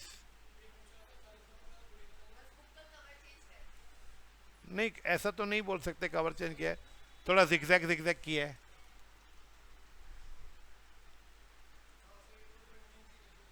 थोड़ी खूबसूरत बना दी बुक, थोड़ी सी खूबसूरत बना दी आपकी बुक। 1 मिनट देख लेते हैं, आए है बुक देख के बंदा खुश हो जाए, पहला पेज ही ये देख रहे हो। मेरा अगर मैं आपका, आपने सलोनी ने जो पूछा वो दिखा देता हूँ सलोनी को। देख बेटा 350 पे तो तेरा कंपनी स्टार्ट होता है, ये देख 12.1 तेरा पहला चैप्टर क्या है सलोनी जरा देखियो, सेक्शन 1 से लेके 122 तक। समझ आई बात ये देख, ये तेरा मॉड्यूल ऐसा ही है। मैं टुकड़ों में डाल दूं चैप्टर्स को, फॉर योर, हाँ ऐसे इन्होंने 12.1 बनाया है ये, अभी इन्होंने 12.1 के अंदर फिर 1, मैं इनको उसमें डाल दूंगा बेटा आपके लिए, किसमें, मैं चैप्टर छोटे छोटे चैप्टर्स बना के, चैप्टर 12 को ना मैं यूनिट 12 बना देता हूँ। यूनिट 12 हो गया अपना कंपनी लॉ, यूनिट 12 के अंदर चैप्टर्स दे देता हूँ आपको। ये चैप्टर 1 चल रहा है अभी आपका, ये चैप्टर 1 चल रहा है आपका, ये सारा सारा सारा सारा सारा ये सारा यहां तक हो गया बच्चों अपना 349 तक इस बुक में, 349 से। नेक्स्ट क्लास में मिलोगे तो क्या करवाऊंगा बताना जरा। नॉट फॉर प्रॉफिट, मेरा doubt, 1 page, 2 page, 3 page, 4 page, 5 page, आपके तो 6 हैं मॉड्यूल में, तो 6 हैं, 6 पेज।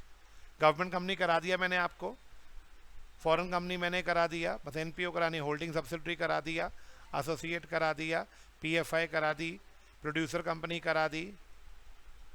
यहाँ पे आके मैं चैप्टर 1 को ख़त्म कर दूंगा आपके, बस ये चैप्टर 1 हो गया, टाइप्स ऑफ कंपनी सारा। अगली क्लास जब मैं, ये नेक्स्ट क्लास में मैं चैप्टर 1 ख़त्म कर दूंगा, क्योंकि उसमें मुझे 6 पेज हैं यार उसके, अपना एनपीओ में लग जाएगा 1 सवा घंटा उसके अंदर, है ना। नेक्स्ट क्लास में वो ख़त्म करेंगे, फिर परसों की क्लास जब होगी, मतलब फ्राइडे की क्लास में हम ये शुरू करेंगे अपना फॉर्मेशन ऑफ कंपनी। क्लियर है मेरा डॉट, फॉर्मेशन ऑफ कंपनी फिर स्टार्ट होगा। भाई नाराज हो रहे हैं, 2 मिनट भाई की भी बात सुन लेते हैं। भाई कह रहे हैं हमारी भी बात कर लो, उन्हीं की करते रहते हो हर समय बात। भाई तुम्हारी भी बात कर लेते, तुम भी अपने ही बच्चे हो। देखो तुम्हारे उनके 504 पेज हैं, तुम्हारे 456 हैं, तुम्हारे 50 पेज ज्यादा है नए कोर्स वालों।